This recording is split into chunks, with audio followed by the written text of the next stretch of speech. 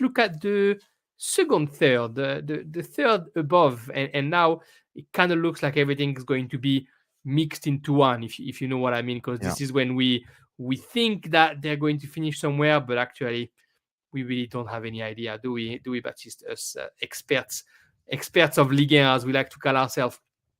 The first team that we can look at right now, and that's probably the team that can finish anywhere between 4th and 18th, is Montpellier. The Montpellier hero who terribly lost Valère Germain to Australia, to the MacArthur Bulls. It's funny, I was looking on a French website, and they say that they joined the MacArthur Rams. It's not the Rams, it's the Bulls. It's the other animal. But we'll forgive a French website for not knowing what the Australian teams are. Montpellier, who keep on keeping on after last year, apparently. They probably weren't too unhappy about how things went eventually. And Michel Derzakarian, who made his comeback, who saved the team, is still at the head, and not a lot has changed, but we are talking about a team that were they the worst defense in the league? They were there or thereabout, but they also had an attack that was the 5th or the 6th attack in the league. So so a team that can, like I said, go anywhere. Probably they were in the lead as far as red card goes as well. 65 goals scored, 62 goals conceded. So as good up front as they were, not so good defensively. What do we think about Montpellier this year, Baptiste? Well, something seems to work between Derzakarian and Montpellier, because he did okay. He did okay at Brest. I think he did a good job before that, an unheralded job at Nantes when he was there. But obviously the highlight of his time as a manager has been at Montpellier. And when he came back, which looked very unimaginative for him to come back, Montpellier obviously perked up, right? The big question mark is going to be what happens to Eli Wahi over the summer.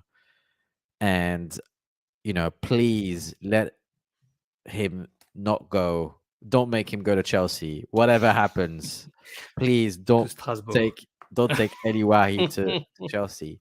But he was obviously the star of the show last year. 19 goals, still 20. Some unbelievable performances against Lyon, especially in the second half of the season, right, when Derzakarian came back. And with Derzakarian's return came the unleashing, in a good way, of Teji Savanier, who's such an integral part to that side. So I think the positives is that there's a system built to play to the strength of its players. And even if Wahi leaves, you would hope that Arnaud Nordin continues the same way he finished last season, that Wabi Kazri, with a year under his belt, continues to be a solid, hybrid 9, that the talent that they have up top, it remains, that Mavididi comes back as well, maybe with a bit more form. And obviously if Savanier... Apparently he's signing for Leicester. Is he? Mavididi? All right. Well, we'll apparently see. Mavididi, I was just before we started recording, I was like, how are we with Mavididi? And I think I saw a very reliable source. Would it be Fabrizio Romano? It is Fabrizio Romano, I think, who said that apparently, 17 hours ago, I understand Steffi Mavididi has signed his contract as new Leicester players a few minutes ago after a medical. Total deal will be announced next week and not today, tomorrow. So they might have lost the forward that actually was pretty sorted for them right now. Yeah.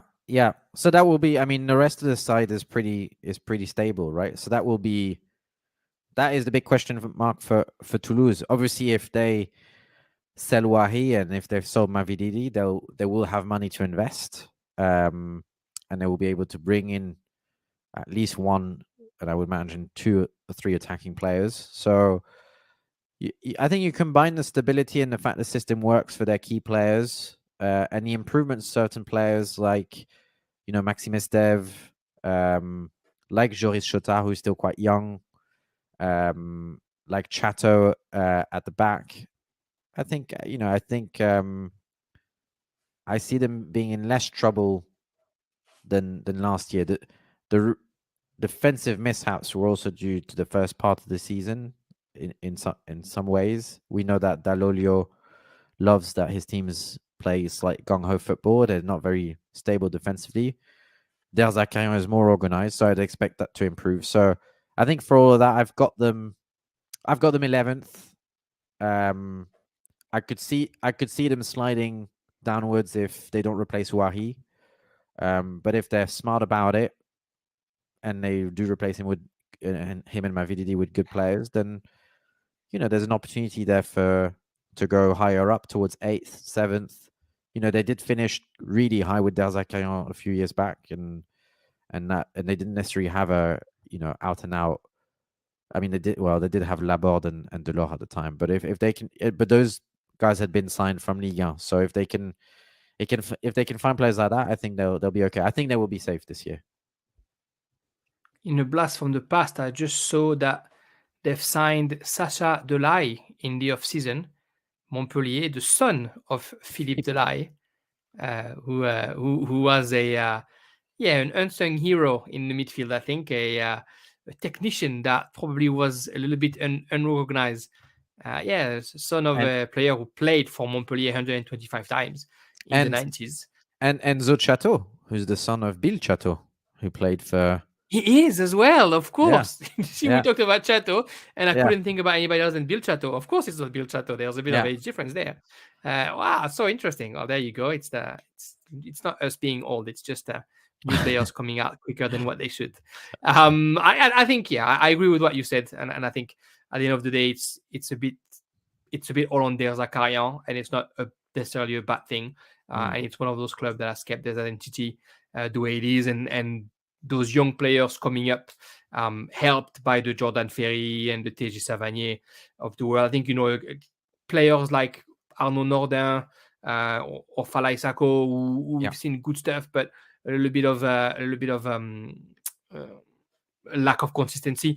Maybe we can finally see them settling down and getting the chance where they want it to be. And when you have players like Teji Savanier, like you said, Mamadou Sakho, even Lecomte in keeper, that you also have the brains and the shoulders to try and support that pressure. With the money that they probably will get from Mavididi and Wahi, you would think that a little bit of that might be reinvested to try and find a forward that matter. But I didn't really read any like rumor of anybody that they were interested in, except maybe like Kadewere at some point. I think I read that, and I hope they don't do that. But who knows? Who knows, right? Where do you have Montpellier finishing, Baptiste? 11th. Put them 14th. Closer to the drop than I did. Yeah, I see them about what they did last year, right? Roughly. Yeah. 11th. That's all right. You trust in Der Zakarian, and you should. He did well when you were last time there. I'm optimistic. Optimistic for them. I'm sure that I appreciate that. I'm sure they'll if ever they hear our podcast, they'll be like, "Oh, is that the guy you try to make us being relegated anymore?" Let's go a bit further north in France, in the region of Champagne, a team that made the news and for all the right reason at some point last season. Stade de Reims, a team that is going into the right direction. I think this year again will still at the helm, and Stade de Reims who's recruited some top tier talent in the Jupiler League. And I think, to anticipate a question that we'll answer later, maybe one of the revelation of Ligue has joined this season, le Stade de Reims. What are your expectations for Will Steele first full season at the helm in Champagne? I'm not as optimistic with them as many might be. I thought they obviously when he was introduced and he took over, they had this unbelievable run, and you could see what he was doing. They were very well structured. Some little smart moved that I liked when he pushed Munetsi in certain games up the pitch as sort of a really high energy number 10 who'd help press really high. I thought that was really smart. But they looked tired towards the end of the season. And I think some of their signings have been interesting. Salama is an interesting one. Teddy Tuma from La Gantoise. I've actually saw him play last year when I went to Brussels for a weekend and watched La Gantoise. Union Saint-Gilloise. Union Saint-Gilloise, sorry, yeah. I wasn't necessarily blown away by his play, but that's just one game, so it would be unfair for me to judge. So I'm not, and with the first full season for a young manager, I mean, it can be, I'm talking in huge cliches here, but it can be quite difficult, right? They've got a big group as well of players at the club. They've lost Balogun, so I'll be interested to see where their goal threat comes from. That's going to be very difficult to replace. So I think they'll be safe, but I'm a bit more cautious about them because ultimately it felt like last year like they played beyond expectations, but they still finished 11th. I mean, it's not exactly finished 7th or 6th, right? And there weren't when he took over, there hadn't been exactly cast adrift. There were a good number of draws in those performances.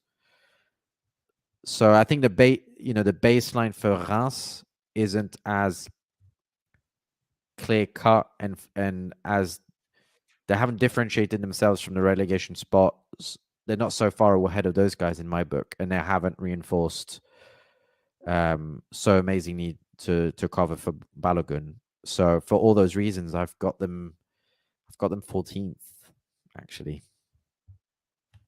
They didn't need to replace Balogun. They have Junya Ito. They have I love Ito. Yeah, I mean, I love Ito. Another one who came from Jupiler League the season before, who came from La Gantoise. But you're right.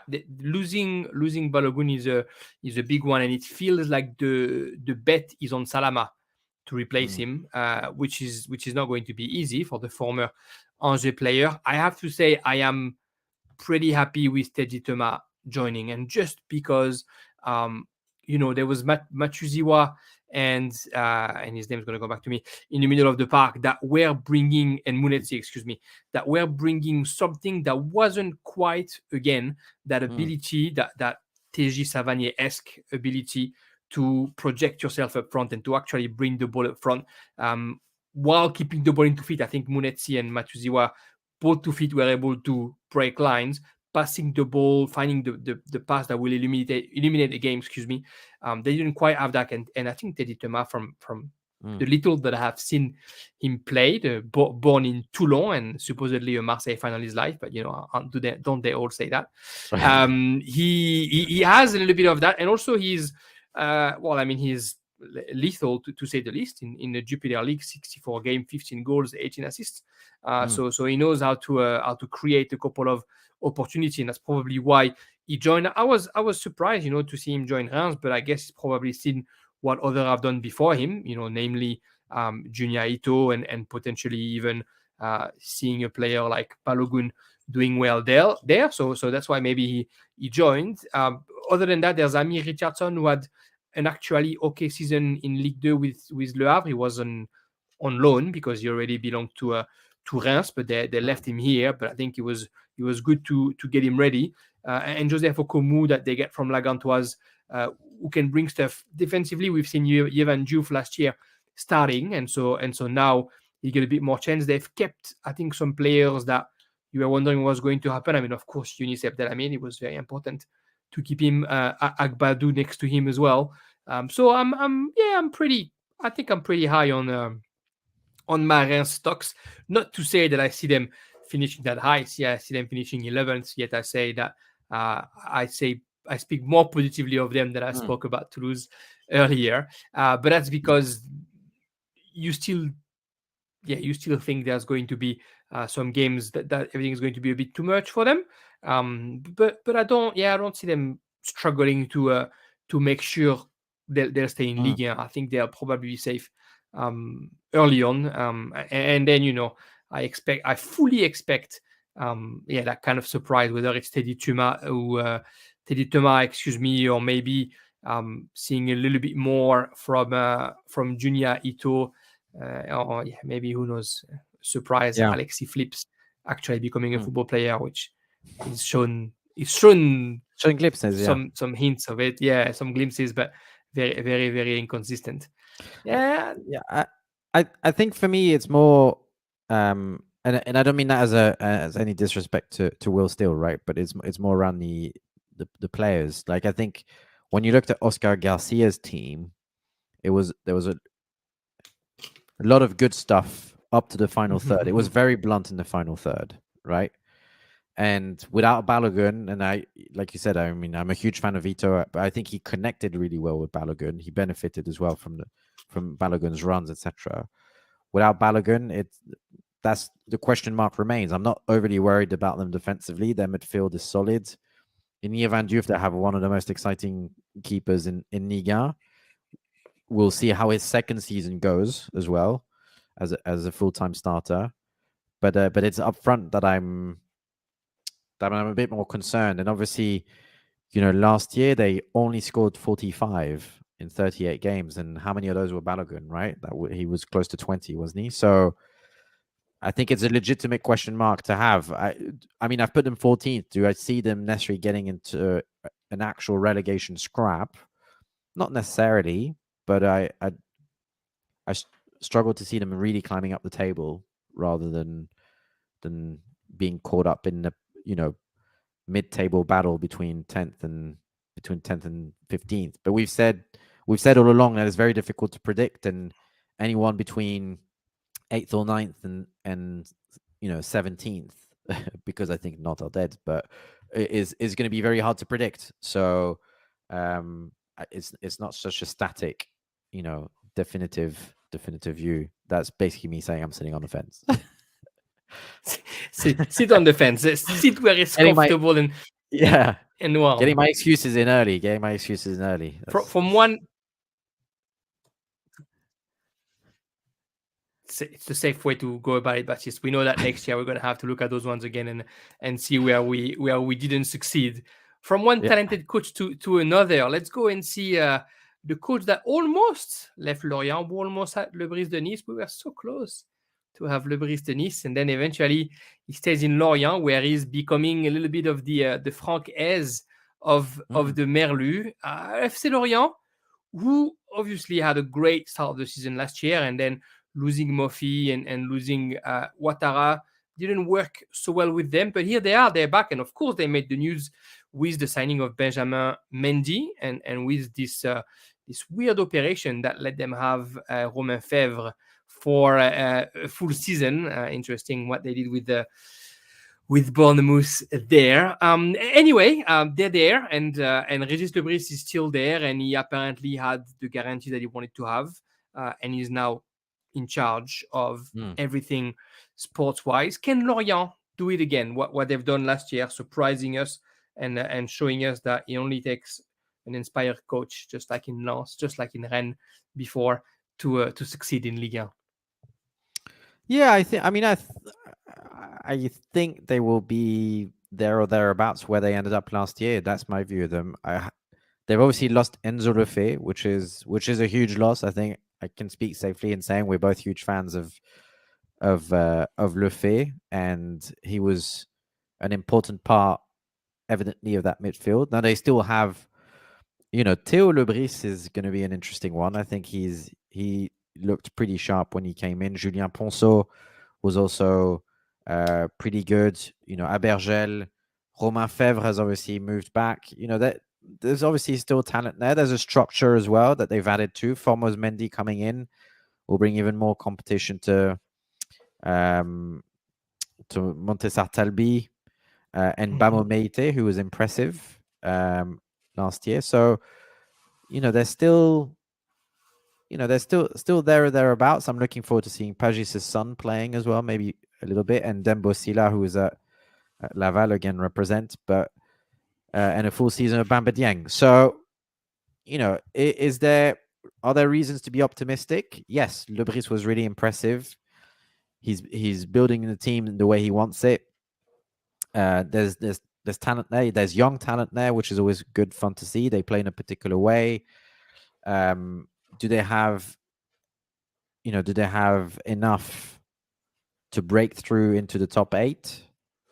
I think I think their second half of last season, after they lost Mofi and Ouattara, is maybe going to be a bit more representative of this season with improvement. So I think they were sliding down. They finished 10th.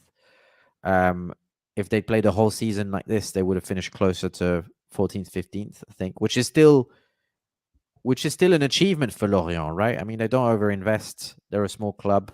They're well run. So I've got them 12th. I think they will have a few hairy moments at some points in the season. But they'll also look very impressive in some games, and I've got them 12th, relatively safe throughout the season. You mentioned Bemba Dieng. There's Ibrahima Kone, Pablo Pagis, Sambou Soumano, Johan Katlin, Stéphane Diarra. There's just a lot of players in that squad. The middle of the park, Laurent Abergel, of course, Bonke Innocent, who was playing here and there, Makengo, Romain Fèvre, Théo Lebris, Julien Ponceau, Adil Aouchiche, who didn't really have anything to do last year, but was supposedly coming to bring something. There is a lot of talent in that team. It's about making them play the right way, and I think Régis Lebris probably knows how to do that. To talk about the elephant in the room, Benjamin Mendy coming back in Ligue 1. Apparently, they started the discussion of the contract before the verdict was given and innocented Benjamin Mendy for all the stories that happened in Manchester City. Regardless, we're not going to be the type of podcast to talk about something that is not football related.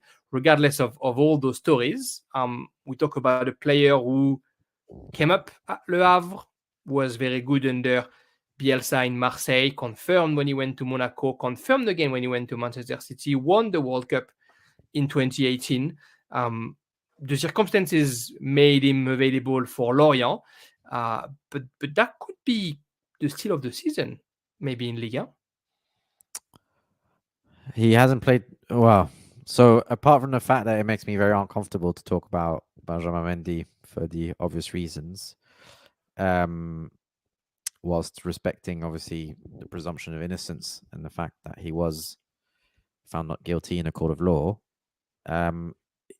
we haven't seen him on a football pitch for a very long time, and he plays in a position that is very demanding physically. So I think there'll be those will be my question marks over him, right? I mean, he's also he has also been known as a character that's never really assumed any leadership positions and never really been interested in assuming leadership positions, and there have always been questions about his maturity. So from that standpoint, I'm not sure they're bringing in somebody who you could say, he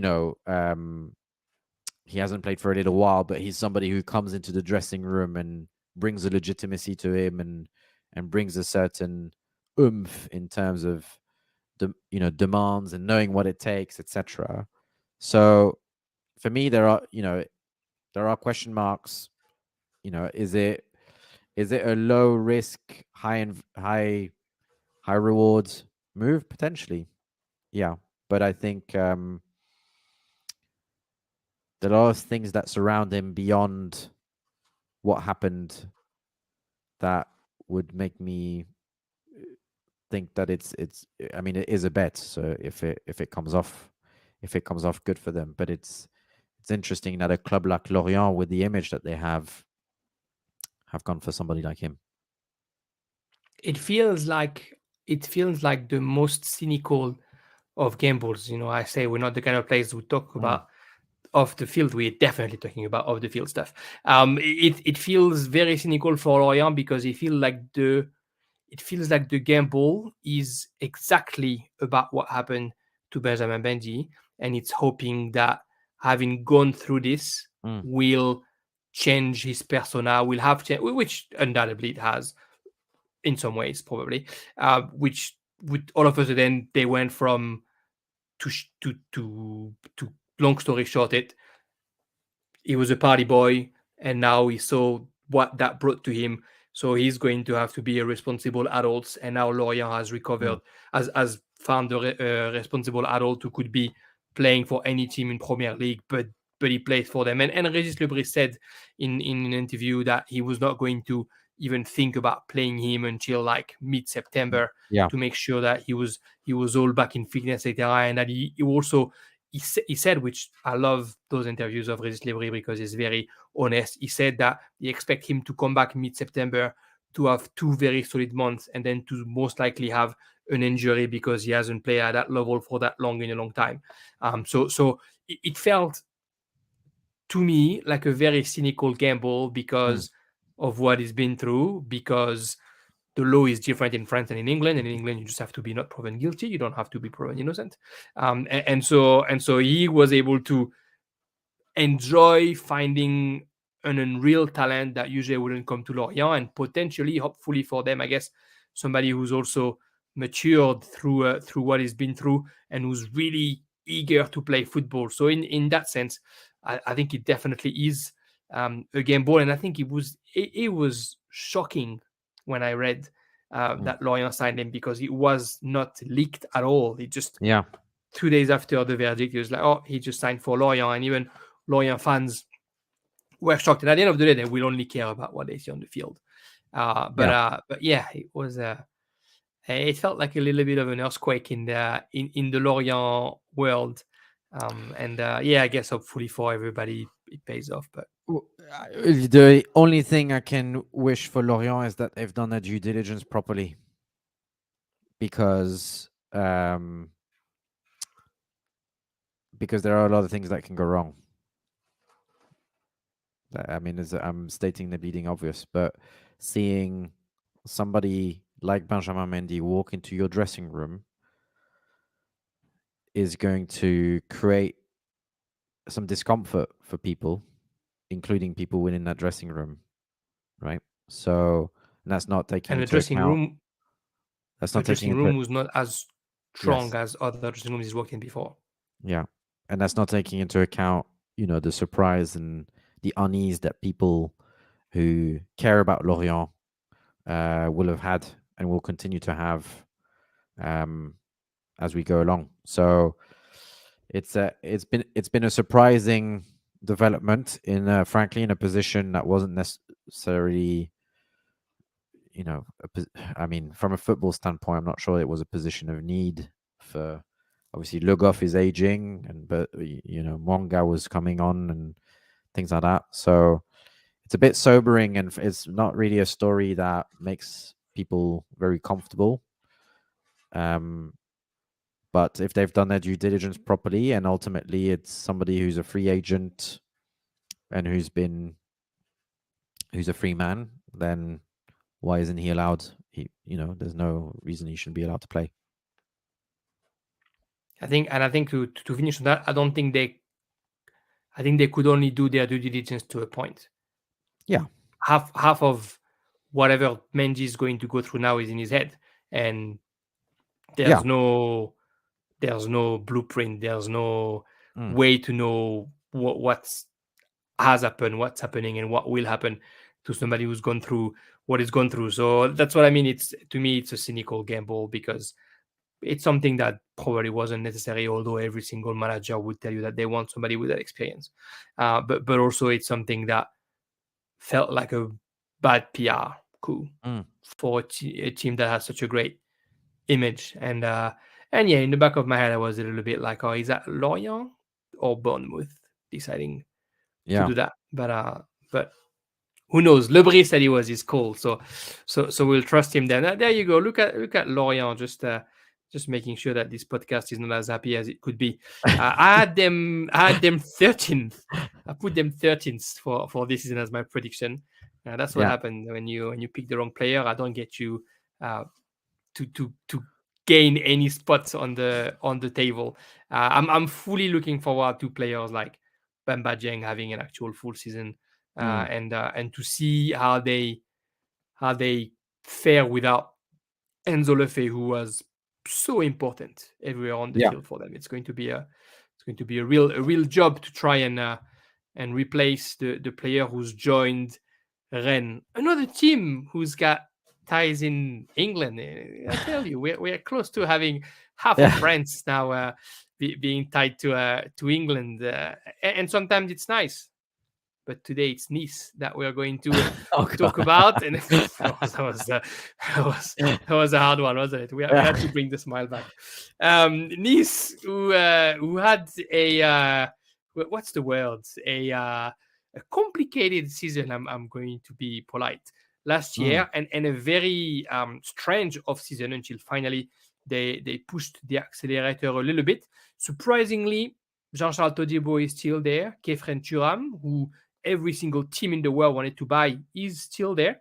And they managed to bring Morgan Sanson and Jérémy Boga, who is another Marseille fan born in Marseille who would never play for anybody else in Marseille in France, who just signed for Nice.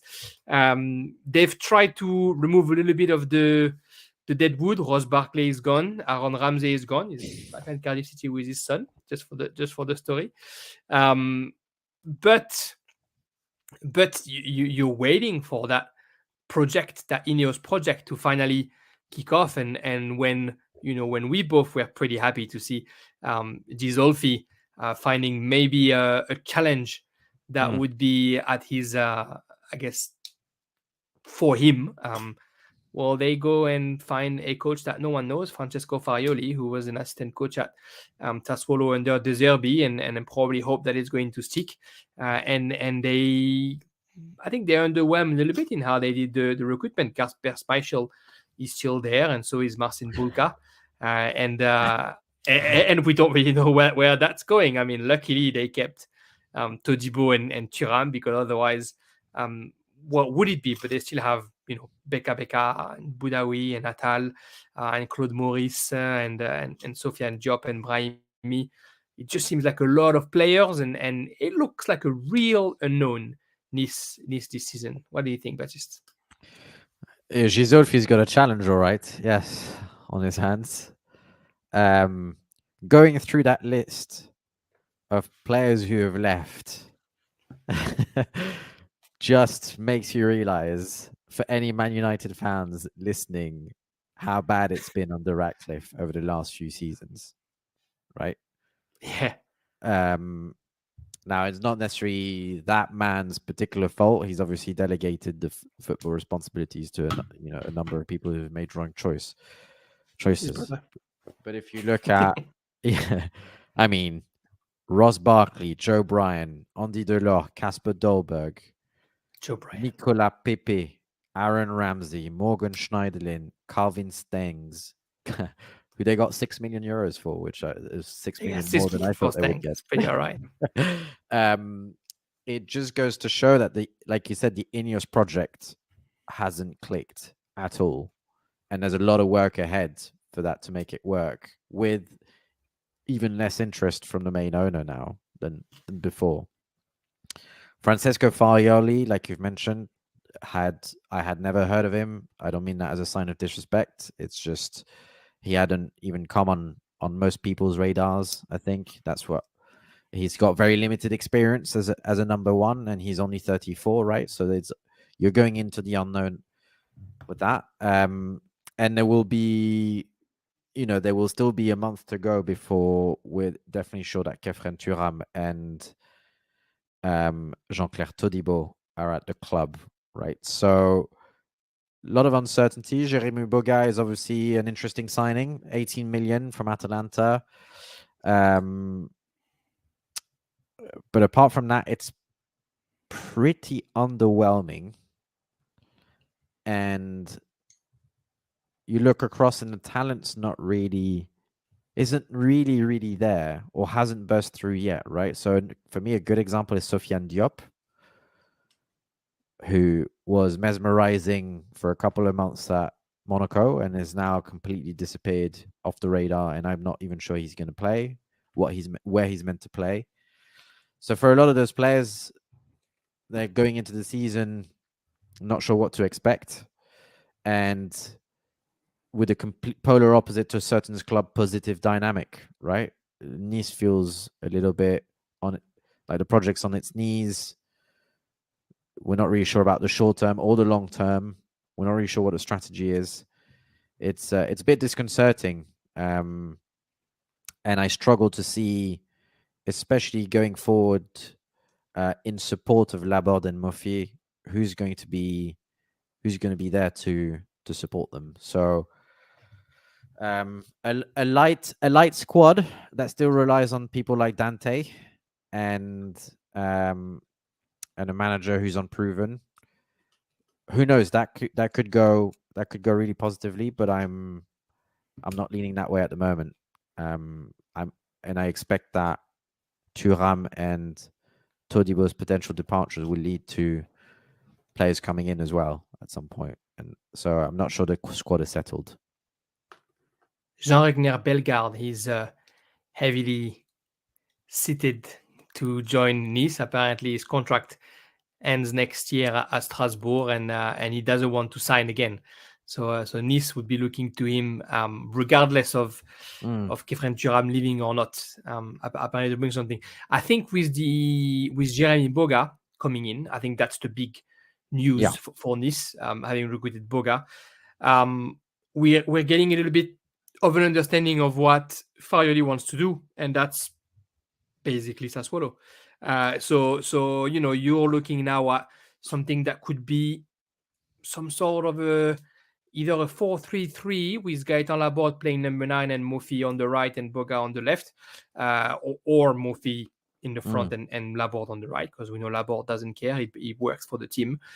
Or a 4-4-2, but with Boga again taking the left wing, and so then it'd be either a Boudaoui or an Attal on the right. And it looks like that's what he wants to do, which would be I don't know, new, but would be a bit like what Vieira tried to do at some point when he was with them, playing a bit more flat and with wings and focusing on the defensive effort and then a bit more, I guess, fast attacking football.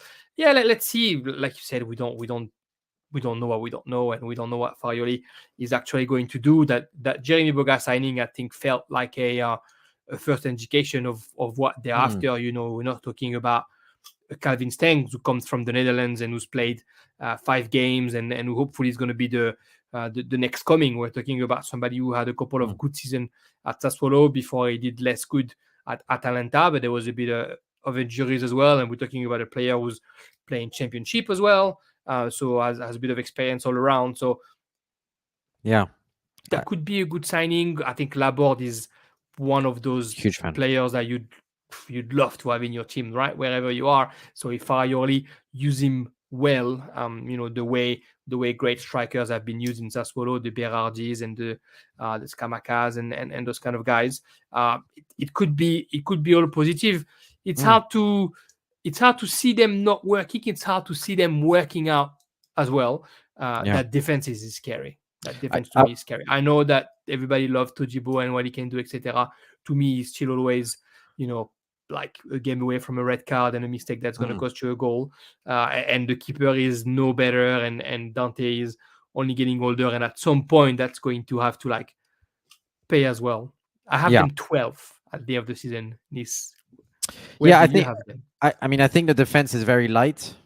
Whether in terms of quality or on numbers. I mean, we're still expecting Lotomba and Bard to maybe progress, but I think we've been expecting that for 18 months, right? They have the game hero there, but the consistency is lacking. Could it be the season that they turn it around? Maybe, but beyond that back four of Lotomba, Bard, Todibo, and Dante, there's no one there. Every year they turn it around. Yeah, but there's no one there in terms of numbers. So unless they sort it out, they are going to be in for a very, very long season. Going forward, obviously, you've mentioned the front three. In midfield, if they keep Thuram, they've also got, again, like talent like Brahimi, Bouanani, Diop. Are those guys, again going to turn it around? So lots of question marks. I've got them in 10th. I felt like I couldn't go lower. I could see it go lower. They can, but I think it's also, we'll see that team change before the end of August. There'll be some players leaving. There'll be players coming in, and Gisolfi is a smart director of football. He's shown it in the past. I think he's looking at those weaknesses, and I would like to think he's going to address them. So my expectation is we will see players coming in who'll bring up the depth and the level of talent a bit higher, because Gisofi's been more focused, understandably so, on getting rid of a large number of big contracts and deadwood, frankly, and he has done a good job of that. So we'll maybe see it pivot towards a more ambitious side. But at the moment, I've got them in 10th. Yeah. Last year, they were the only team with Lens to concede less than 1 goal per game week. 37 goals conceded. Lens conceded 29. Then after that, it was Rennes with 39 and Paris with 40. Paris and Marseille both with 40. Yeah. So defense is supposed to be their strong suit. Yeah, 48 goals. 48 goals scored. But that was also, I mean, that was impressive. With Laborde, with Mofi. Yeah, that was impressive. Conceding less than a goal a game. If you watched them play, there was no oomph or enthusiasm going forward for most of the season. So you had the likes of Rosario in midfield, who I find is very static. There wasn't a real desire to control games and go forward. So and they were playing deep to cover for Schmeichel's decision making. So an impressive number, but I think it was in a context of a lack of ambition going forward. And of course, all this off the pitch stuff that have poisoned a little bit the Nice locker room as well about the last couple of years. That will be judged in December, if I'm not mistaken. Calcier is going to on trial in December, so we can see maybe we'll figure out what actually happened over there. Let's go to the middle of France, the one team that surprises us year in, year out and keep surprising us, a coach that has put his son with the armband in the middle of the pitch, the love of each father, the dream of each father, sorry.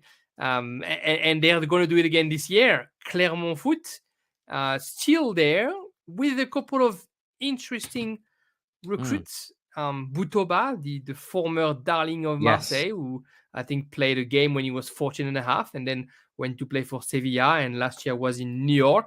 Didn't prevent Niort from being relegated in National, but played his part nevertheless in the way of the park. Keita, coming from Lyon, another young talent that only demands some game time and is going to get. Andy Pelmar, who used to be in Nice, and who's coming back and this time play for Clermont. So Clermont just keep doing what they're doing and keep counting on Pascal Gastien to show them the way. And like I said, his son Johan Gastien, who's now 35, being their captain, and a team that has surprised us for all the good reason, and they might continue to do so. The Grayson Kieh and the Jim Alevinas and Max Gonalon that didn't play too much last year, but when he played, he was doing what mattered. Alidou Seydou, one of the revelation of last season, I think. What do we think Clermont can do this year? Is it the year that they collapse after 2 great years, or do they just keep going up and up and up? I think it's difficult for them to keep going up. With absolute all due respect, and I think I've been such in awe of Pascal Gastien since Clermont, just for taking Clermont to Ligue 1, and then the way they've gone about doing things in Ligue 1 has been so impressive. And I'm struggling to see, not that I follow as much other leagues, but that's a hell of achievement that he's done. Now, last year they finished 8th, 59 points, 17 wins, with a goal difference of -4. Only conceded 49, if you put it honestly, which is impressive. Their transfer policy has remained sensible and addressing their needs, but there are certain elements that I struggle to see being replicated. Right, so Grayson Kieh hitting a purple patch based on his career, there are more chances of him hitting single figures than double, right? And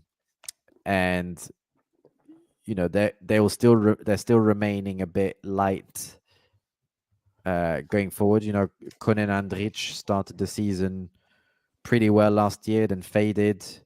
I'm very, very intrigued by Bilal Boutoba. I think I love that kind of signing, and he was mightily impressive for Niort, and he'll be hungry. So it's definitely a team to root for. Will they deliver at to the same extent? I'm not sure. I think that's maybe a step too far, but will they stay safe? I believe so. I've got them in 13th. Now, having said that, could I see a season where it all unravels? Is the third season? That's when people start getting a bit comfortable. It's more difficult to motivate yourself if you've been there at the club there. You kind of take certain things for granted. We've seen that at other clubs. That could happen. I don't believe it will, but that could happen. So they could get dragged into a fight. But at the moment, I've got them 13th just because of the continuity, the stability. They know what they want to do. They know how to do it, and those are all ingredients that make me comfortably optimistic for them. Calmly optimistic, patiently optimistic. I think they can have a good season. I was looking at Butoba's stats. I thought he had only played one season in Ligue 2. He played 3 seasons with Lyon in Ligue 2. First year, 3 goals, 7 assists. Second year, 7 goals, 7 assists. Third year, 11 goals, 5 assists. But mind you, that's when they get relegated. Look, I think every year when you look at Clermont's team and you don't see anything that deserve more than relegation, but then you started to grow on them and to see that they actually can play together. I mean, of course, I think everybody loved both their goalkeeper, to be fair, Ruparen Joko and Morigio. Joko probably had too many mistakes on him, but the arrival of Morigio calmed that a little bit. But I think they can probably keep doing what they're doing. Gastien, I think, is a coach that probably understood what he wants from his team and how they can get there. I have them 9. I have them not as good as this year, maybe, but not too bad either. And I think, if it's not going to be, Grayson K, it'll probably be, either Rashani or Alevina. They just always find a way to have enough body into the box to score goals. And at the end of the day, that's all you need, right? And even sometimes, what was his name? Former Marseille player. I think he left this winter. It's going to get back to me. Left-footed, skinny midfielder who scored a couple of goals last year. Raoui, yes, Ali Raoui. Even he was scoring goals for them. So that proved that they have a good way to organize their tactic to get there. It looks like they might lose Neto Borges, which would be a bit of a loss for them. He was impressive at left back, but we've seen so many young talents coming out of that team, or maybe not young, but at least unexpected. That who knows? I thought Johan Magnier was over 30. He's only 26. He does okay into the midfield. He certainly plays like he is over 30. But it'll be interesting to see if what they do with those young players, the Habib Keita and Bilal Boutoba, because we've seen a little bit from Mohamed Cham, and he was inconsistent. But now we look at players who come from bigger clubs and who are coming to a Clermont Foot team to probably try and impose themselves, rather than seeing Clermont as the step up. So it'll be interesting to see if they can do it. I believe in them, though. I put them right in the middle of it, which means a few good results are probably coming their way. And Pascal Galtien is the kind of coach that sort of built that club almost around him only, which is very what was his name? The coach of Angers who stayed for that long. Stéphane Moulin. Very Stéphane Moulin of him. Yeah, and I think it's testament to the work that he's done that we're not even considering them as relegation candidates. And this is a club that spends 5 million euros every summer. Even this summer, I'm not sure they spent that much even this summer. And they take on players who are gambles. right? Or who are in different ways. Some because they've had difficult times with previous clubs, or they've seen their path to the first team blocked, like Habib Keita. Some because they come from abroad and we've borderline never heard of them, and they're not even seriously considered in their country, like Komnen Andrich. I'm not sure was somebody that people back home were particularly high on. And the collective is more important than anything else, and there's a real sense of togetherness and a real sense of the underdog there that still pertains. I think if they lose that sense of the underdog, that's the big risk for them. But I don't see that happening. So again, just testament to the work that he's done. That whether it's 9th or 13th, we see them as staying in Ligue 1 comfortably for a club that had never been there until 2 years ago. That's mightily impressive. Yeah, shows the work that's been done. Like you said, there's a point in Ligue 1, there's a certain breed of teams where it's really hard to talk about what's happening on the pitch when there's so much noise of the pitch. That next team is one of them. And we even had a Twitter question about them. We'll do the Twitter questions at the very end. Don't worry.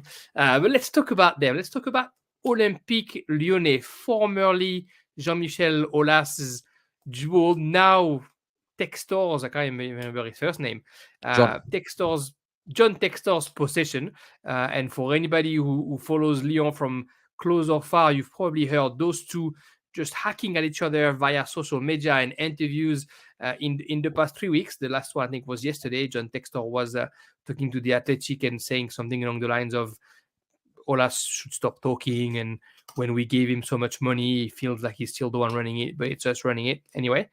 A lot of noise, a lot of noise out of the pitch, and on the pitch, not a lot, and on the recruitment side, not a lot. And with the amount of players they had to get rid of, they've done a little bit of that. Aouar is gone, Boateng is gone, Pollersbeck is gone, Thiago Mendes is gone, Fevre is gone, Dembele is gone, but it feels like it's a team that thinks they're going to do exactly what they did last year, and that don't need to recruit, and that try to always, forever and ever, rely on their academy. Well, Lyon last year probably ended up where they ended up thanks to Alexandre Lacazette, not only but mostly.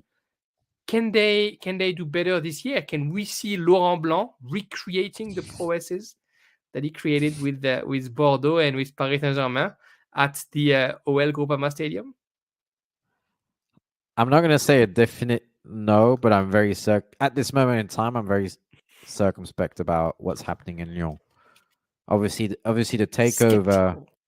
Yeah, the takeover hasn't gone as smoothly as one would have expected, and it's not just the bickering between Aulas and Textor, but it's also Textor being surprised by some of the promises that were made to the DNCG by Aulas, which sound fanciful, but which also puts into question the kind of due diligence he did when he decided to acquire the club, and what kind of oversight he's had over the last few years, right? I know Aulas was running it, but Textor was there, right? So it's an unhappy camp, and at the moment an unambitious one, which is surprising about Lyon, because even in the last years, maybe not the last 2-3 years, but even when they weren't necessarily fighting for the title, there was still that sense of they're OL, they're the biggest club. They're the biggest club in France. They have that sense of being one of the biggest clubs in France. They will go after players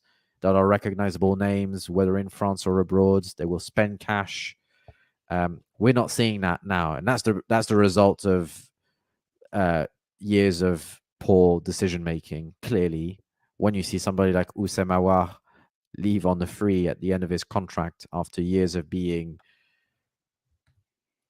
seeing no progress in the quality of his play, I think that says it all. Same with Moussa Dembele. These are people in their mid-20s leaving. I'm not quite sure how that happens. And the squad itself, when you look at it, is unspectacular, relatively uninspiring, and over which there are still questions, right? I mean, is Lukeba going to stay? is Diomande going to stay? If one of those two leaves, that defense is looking light. And obviously, I'm a huge fan of Luca less of Diomande, but that's still an asset going. In the midfield, are people like Maxence Cacré going to bounce back again? He was so promising when he burst onto the scene. The last 18 months or so have been more disappointing, right? Is the question is around Cherki Remain? Sure, he's a great dribbler. He has moments of magic that are undoubted. Can he finally play in a position that fits him, that also fits the team, and for him to perform? We don't have an answer to that yet. And we don't have an answer to that because at the head of that team is Laurent Blanc, who I'm not quite sure has got a real sense of what his team is meant to look like, of what he wants his team to look like. So you look at the decline in talent, you look at the unhappy noises around the pitch, and the requirements for them to perform being that Lacazette delivers another 20-goal season and they find some solidity and some creativity in the midfield. It's a lot of elements that make me lack confidence in the season. I've got them 7th because they're still a club that has talent against Ligue. I don't really see them sliding down much further, but I don't necessarily see them going much higher either. And that slightly depresses me, frankly. I don't have them much higher. I was looking at a stat before we did that. We started the podcast. Their last 3 preseason game, they lost 1-0 to Manchester United. They lost 1-0 to Molenbeek, which is the club that belongs to Textor as well. And they lost 1-0 to Celta Vigo. Against United and Molenbeek, there was not one shot on target. And against Vigo, there was 3 shots on target. So 3 shots on targets in 270 minutes in preseason. It's just preseason, right? Yeah. But it's he can make one nervous to see that they're not able to express what you would think Laurent Blanc would like to express with a team such as Lyon. But again, like you said, we don't know what his plan is. We don't know what he's trying to do, who he's going to actually rely on. But the talent is there, Tolisso, Cacré, Lacazette.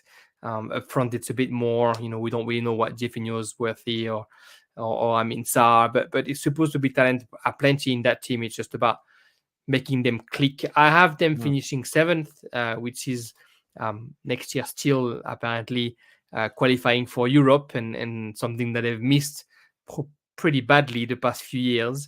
Who knows if they can do it. I'm definitely very skeptical when it comes to Lyon because I think it's the kind of team where when they play bad, they'll get results. When they play well, they'll lose. That's what I've seen a little bit this past couple of years. And it feels like because of that, they try to make that a truth and they play the most horrible football and then win at the last minute or with a penalty or always something like that. So I'm a bit skeptical as well of what can happen with them. And I think there's also the noise around them with the fans. I think it's we've seen that in the UK with the likes of Man United. Obviously now starting to get better, but decline after years of domination. Right, difficult to accept that, even though success is cyclical. Difficult to accept that for fans, and that also means outsized expectations for some of their players, especially the players that go through the ranks. It's I mean, Twitter is a noise chamber, right? But to see people advocating, when is the likes of when are the likes of El Arouche going to play or Sanchez going to play? These are guys who might not be playing because there's a very valid reason to it, right? But it's that lack of success that is driving people to question everything, right? And with that means a climate of uncertainty, of looking over your shoulder at every step. And I think there's just the atmosphere around Lyon is just not positive at all. And that will weigh on players, right? Whether they're experienced at Tagliafico or or much younger, like the likes of Cherki and Barcola, I'll be very interested to see Cherki and Barcola this season. Barcola burst onto the scene last year, finished the season amazingly well. He just needs to start the season poorly for things to turn around very quickly, right? Same with Cherki, with whom people have a love-hate relationship, right? Just needs to have 2 or 3 performances where he plays it a bit too individualistic, doesn't create, etc. Seems to be playing out of position for people to start questioning everything around the club. And because of that, that makes it difficult for me to predict something that's going to be really joyous and happy at Lyon. And you need that, you need that internal and external support network for the club to go in the right direction. And at the moment, I'm not sure many of those players feel like they're all gunning in the right direction, frankly. When you have the guy who owns 9% of the club keeps shitting on the people who bought the club of him, Yeah. and it's the guy who built the club basically, and who brought a lot of those players towards the first team. He wasn't the coach, but he was the president when all that happened. He can't make it easy. And when everybody talks about that transition as if it was two complete strangers giving a ball to each other, when you got people like Ponzo still in the club and things like that, it definitely feels like a very toxic and chaotic environment at Olympique Lyonnais. Nothing new though, if you ask their fans or anybody who follows Ligue 1. Nothing new for the past 10 or 12 years even. And on the pitch, itself, who are the leaders, right? I mean, Lopez fancies himself as a leader, but he's going to get his 2 red cards a season, acting like an idiot. Lovren came in and became a bit of a leader, frankly, at the back, was helpful. Yeah, that was a good addition. But he's what, 34, 35.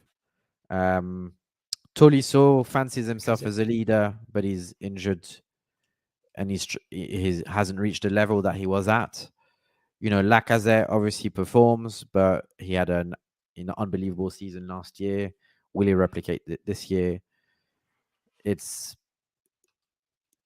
you also need that spine in your squad, and I'm not sure we've seen it. And for various reasons, I'm not sure we'll be able to see it. Reasons like injuries, etc. And that makes it difficult on the pitch for those players, and the lack of depth, right? I mean, in defense, obviously it matters. Is it it's right? It's Mata, right? Clinton Mata just joined, has come in to provide competition to Kumbedi, which is good. On the left-hand side, it's Tagliafico and Enrique. There's 3 centre backs for 2 spots if he wants to play 2 at the back, 2 at centre back.